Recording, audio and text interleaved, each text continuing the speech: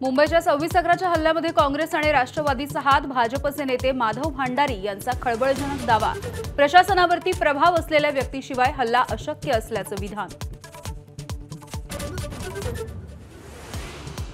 चौकशी करून कोण कोण जबाबदार आहेत ते शोधून कारवाई करू, आताचे उपमुख्यमंत्री आणि तत्कालीन मंत्री अजित पवार यांची प्रतिक्रिया।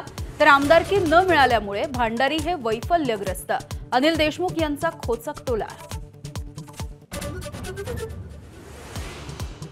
ठाकरे बंधू एकत्र येण्याच्या संदर्भात बोलू नका, राज ठाकरेंच्या मनसे नेत्यांना सूचना। 29 एप्रिलच्या नंतर राज ठाकरे युतीबाबत निर्णय कळवतील, प्रवक्ते प्रकाश महाजन यांची एबीपी माझाला माहिती। महाराष्ट्राच्या मनातली भावना दोन्ही ठाकरेंनी व्यक्त केली। ठाकरे बंधूंच्या एकत्र येण्याच्या चर्चांवरती खासदार संजय राऊत यांचं वक्तव्य, भूतकाळ विसरून पुढे जायचं ठरवल्याचा दावा। पुण्यातील साखर संकुलामधल्या बैठकीनंतर वसंतदादा शुगर इन्स्टिट्यूटच्या कामासंबंधी वेगळी बैठक, शरद पवार आणि अजित पवारांसह व्हीएसआयच्या अधिकाऱ्यांची उपस्थिती।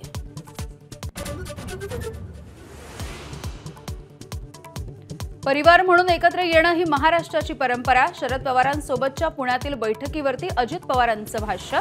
शरद पवार संस्थाध्यक्ष, आपण ट्रस्टी म्हणून बैठकीला यावं लागतं, अजितदादांची स्पष्टोक्ती।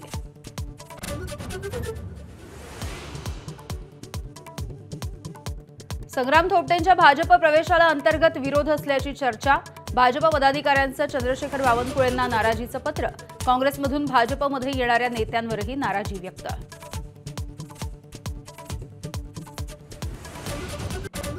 अश्विनी बिद्रे हत्याकांड प्रकरणी मुख्य आरोपी अभय कुरुंदकरला जन्मठेप, तर महेश फळणीकर, कुंदन भंडारी यांना 7 वर्षांची शिक्षा, पनवेल सत्र न्यायालयाचा निर्णय।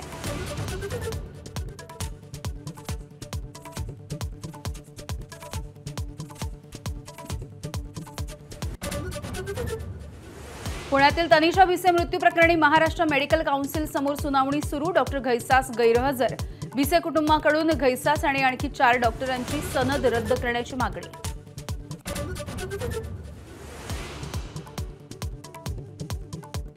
औरंगजेबाच्या कबरीची महाराष्ट्रामध्ये गरज काय, द्वारका, शारदा आणि ज्योतिषपीठाचे शंकराचार्य प्रज्ञानानंद सरस्वती यांचा सवाल। कबरीबाबत फडणवीसांना अधिक आक्रमक होण्याचा सल्ला, तर गंगेच्या पाण्यावरती टीका करणाऱ्या राज ठाकरेंचाही समाचार।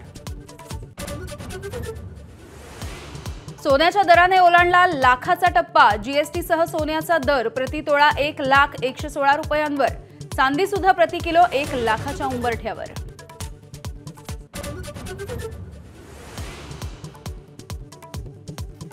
पोप फ्रान्सिस यांचं वयाच्या 88व्या वर्षी निधन, व्हॅटिकन सिटीमध्ये घेतला अखेरचा श्वास, गेल्या अनेक दिवसांपासून होते फुफ्फुसांच्या आजाराने ग्रस्त।